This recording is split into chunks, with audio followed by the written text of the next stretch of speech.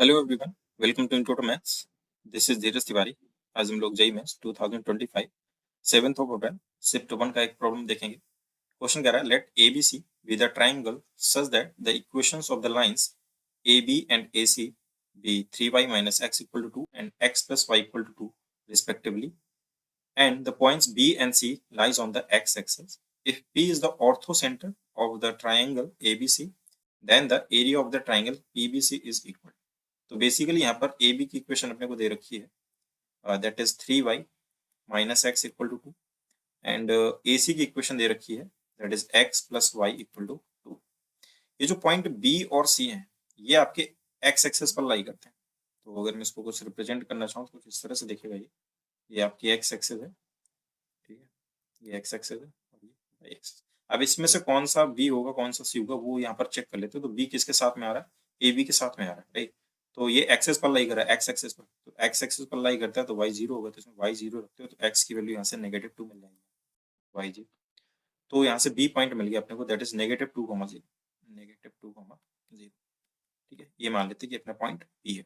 Similarly ए सी जिसका C point जो है वो एक्सेस पर लाई करता है, एक्स एक्सेस पर। एक्स एक्सेस में वाई जीरो मीन्स एक्स की वैल्यू यहाँ से 2 आ गई। तो यहाँ से आपका कोऑर्डिनेट्स पता चल गया, दैट इज 2,0, राइट, 2,0। ये आपका पॉइंट सी हो गया, ठीक है। अब ए तो कॉमन पॉइंट है, कहीं पे भी हो सकता है, तो निकाल लेते हैं इसका इंटरसेक्टिंग पॉइंट्स इन दोनों का।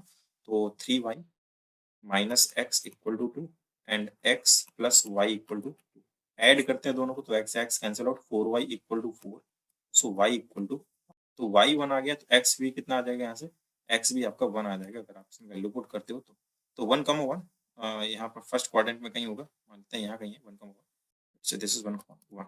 इसको अगर ज्वाइन कराते हैं तो ये कुछ बना आपका, राइट, ये बन गया। ये आपका ए पॉइंट है, ठीक है। अब यहाँ पर क्या है कि if P is the ortho centre of the triangle, ortho centre मतलब तीनों साइड के जो एल्टीट्यूड्स है वो जिस पॉइंट पर मिलते हैं वो आपको ऑर्थो सेंटर बनाता है। मैं 1,1 को यहाँ लिख देता हूँ, 1,1, ठीक।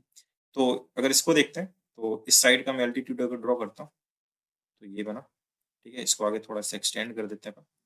इस लाइन की अगर मैं इक्वेशन यहाँ पर देखूंगा तो क्या बनेगी यहाँ पर, that is x equal to 1, यहाँ पर ये पता उसी के परपेंडिकुलर हमने प्लॉट किया, so that would be x equal to 1, clear.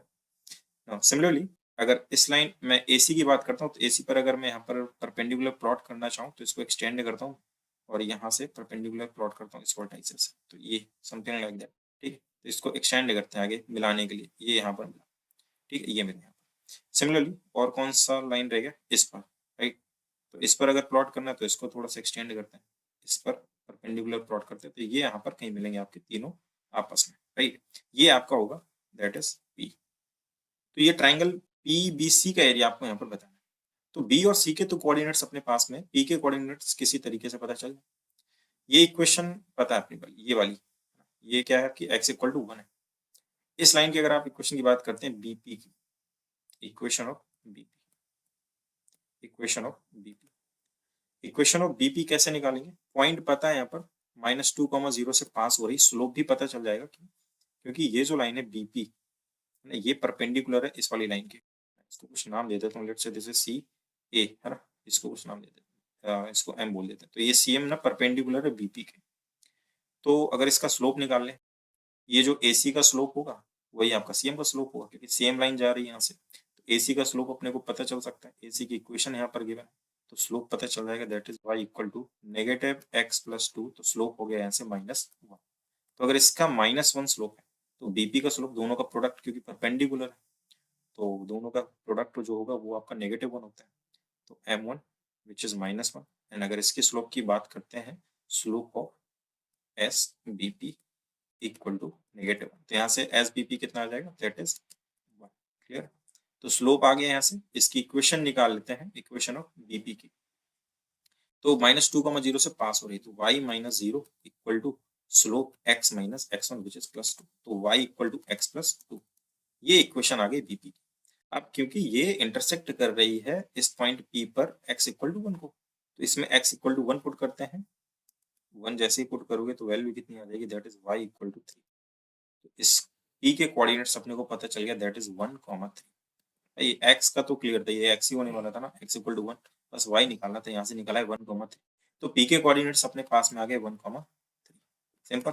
और ये दो कोऑर्डिनेट्स अपने पास में ऑलरेडी है, -2, 0 एंड C इज 2, 0। एरिया निकाल लेते हैं ट्राइंगल का, दैट इज 1/2। स्टेयर मेथड लगा लेता हूँ यहाँ से, 1, 3 एंड -2, 0 2, 0 एंड अगेन 1, ठीक है। सो 1/2 और यहाँ से करते हैं तो 1, 0, 0, ये तो 0 हो जाएगा एंड द सेम फॉर -2, 0। आप पहले सबको ऐसे मल्टीप्लाई कर लीजिए डाउनवर्ड, तो -2, 0 दैट इज ऑल्सो 0, 2, 3 6, ठीक है। फिर माइनस करते हैं और फिर ये आप अपवर्ड कराते हैं, -6 एंड -6 हो गया यहाँ से, और ये भी 0 हो गया और ये भी आपका 0 हो गया, तो +0 +0। तो ये कितना आ गया यहाँ से, 6 + 6 विच इज 12/2, दैट इज 12/2, कितना आ जाएगा 6। तो 6 यूनिट यहाँ पर आपका एरिया आ गया, that is option number 4 is your correct answer. तो आई होप कि ये प्रॉब्लम आपको समझ में आया होगा। मिलते हैं नेक्स्ट लेक्चर में नेक्स्ट क्वेश्चंस के साथ में, तब तक के लिए स्वस्थ रहिए, मस्त रहिए।